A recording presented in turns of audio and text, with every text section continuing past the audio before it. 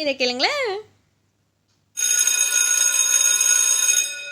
அப்பா, எவ்வளோ டேஸ் ஆச்சு இந்த பெல் சவுண்ட் கேட்டு. ஐயோ, எல்லாருமே திருப்பி ஸ்கூலுக்கு போகணும். June 10th எல்லோரும் உங்கள் ப்ராஜெக்ட்லாம் முடிச்சிட்டிங்களா? அசைன்மெண்ட்ஸ்லாம் எழுதிட்டிங்களா? எல்லோரும் மறக்காமல் பண்ணிடுங்க. எல்லாருமே இந்த லாஸ்ட் மினிட்ல தான் எல்லா அசைன்மெண்ட்ஸும் எல்லாமே பண்ணிட்டா தான் அந்த ஃபினிஷிங் மூமெண்ட்டே நம்மளுக்கு நல்லாயிருக்கும்.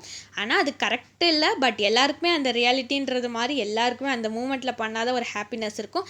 பட் எல்லாருமே மறக்காமல் பண்ணிடுங்க. ஹாப்பியாக இருங்க, ஜாலியாக இருங்க. ஸ்கூல் டேஸில் தான் நீங்கள் எவ்வளோ என்ஜாய் பண்ண முடியுமோ பண்ணலாம்.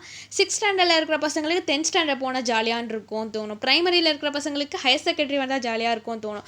ஆனால் பட் ரியாலிட்டின்றது ஸ்கூல் டேஸில் மட்டும்தான் நீங்கள் என்ஜாய் பண்ண முடியும்.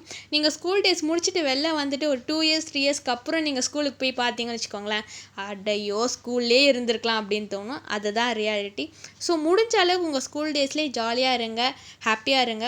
உங்கள் best friends, best friends, close friends எல்லாமே ஸ்கூல் டேஸில் தான் நம்மளுக்கு கிடைக்கும். அந்த ஒரு ஃப்ரெண்ட்ஷிப் தான் நம்மளுக்கு லாஸ்ட் வரைக்கும் இருக்கும். காலேஜ் டேஸு, ஒர்க்கிங் பிளேஸில் கிடைக்கிற ஃப்ரெண்ட்ஷிப்போட ஸ்கூல் டேஸ் ஃப்ரெண்ட்ஷிப் தான் ரொம்ப ரொம்ப பெஸ்ட்டான ஃப்ரெண்ட்ஷிப்.